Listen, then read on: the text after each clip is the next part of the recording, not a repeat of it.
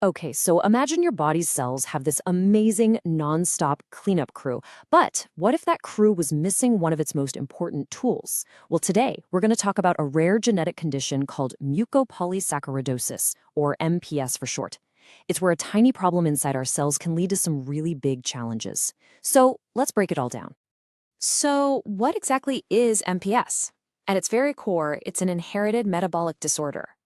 A simpler way to think about it is with that cleanup crew analogy. Our bodies have these special workers called enzymes, and their job is to break down complex sugar molecules called glycosaminoglycans, or GAGs. But in MPS, that cleanup crew is either missing an enzyme or the one it has just doesn't work right. And what happens?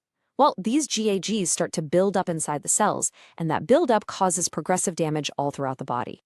So you might be wondering, what does this cellular buildup actually look like? How does it show up in a person?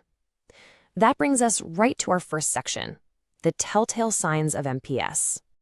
And here's the thing that's so crucial to understand. Because this buildup is happening literally everywhere, the signs are incredibly widespread. They aren't just in one spot. This is what can make MPS a really complex condition to recognize at first. Let's take a look at some of the specifics. Starting from the top with the head and face, a pretty distinct set of features often starts to develop. This can include what doctors call coarse facial features, a larger than average head, and something called frontal bossing, which really just means a more prominent or pronounced forehead. You might also see a flattened nasal bridge and thicker lips. But these changes aren't just on the surface. That same GAG buildup can cause cloudiness in the corneas of the eyes, which affects vision. It can also lead to hearing loss and, chronic stuffy noses and sinus problems. Now let's talk about the skeleton, because the impact here can be pretty significant. MPS often leads to a shorter stature and can cause the spine to curve, sometimes rounding forward in what's known as kyphosis. Joints get stiff and they're hard to bend, which makes just everyday movements a real challenge. That GAG buildup can even happen in the wrists, causing carpal tunnel syndrome that might need multiple surgeries to deal with. And most critically, it can cause instability in the bones at the very top of the neck, a really serious condition called atlantoaxial instability. Now, this is where it gets even more complex and fascinating, really. See, MPS isn't just one single disease. It's a whole family of related disorders. And this slide shows a perfect example of that with Morquio syndrome. If you look at this comparison, you'll see that unlike many other types of MPS, people with Morquio typically have a normal IQ.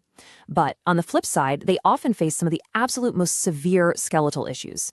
It's a powerful reminder that every type of MPS really has its own unique fingerprint.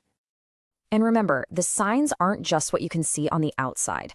Internally, that buildup of GAGs often causes the abdomen to become swollen or distended. A physical exam will pretty frequently show an enlarged liver and spleen, which is a condition known as hepatosplenomegaly. Okay, so with such a huge range of signs and symptoms, how in the world do doctors pin this down and arrive at a definitive diagnosis? Well, this next part is all about that, the diagnostic detective work that goes into confirming MPS. There's a really logical step-by-step process they follow.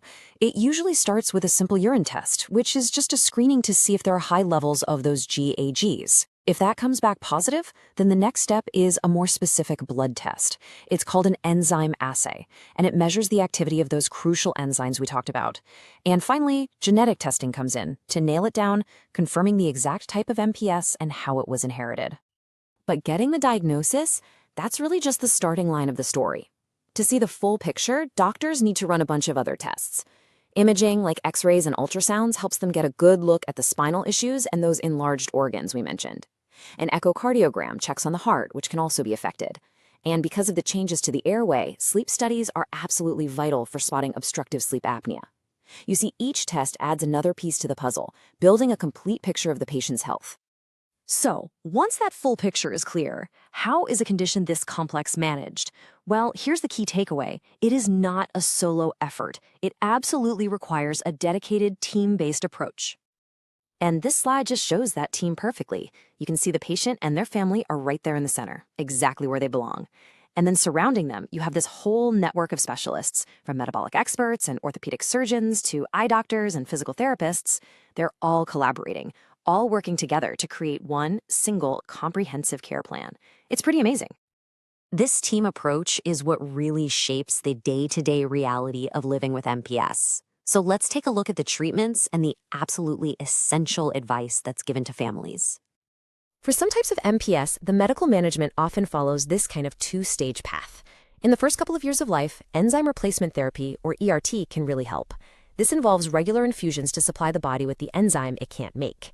You can think of it like a temporary resupply mission. Then, after age 2, for certain patients, a bone marrow transplant might be on the table. This is a much more definitive approach that basically aims to give the body a whole new system for producing that enzyme on its own. Now, beyond the medical treatments, practical advice is just key. Genetic counseling is so important to help families understand how the condition is passed down. And avoiding trauma and contact sports is absolutely vital, especially because of that atlantoaxial instability in the neck we talked about earlier. You really have to protect that area. And just as important is making sure the right support is in place, both at school for the child and, of course, psychological support for the entire family. So as we wrap this up, what we're really left with is this powerful idea about collaborative care. It really is the cornerstone of managing MPS. And that leads to a much bigger question, doesn't it? How can a team approach like this transform the management of not just MPS, but any complex chronic condition? It's definitely something to think about. Thanks so much for joining me.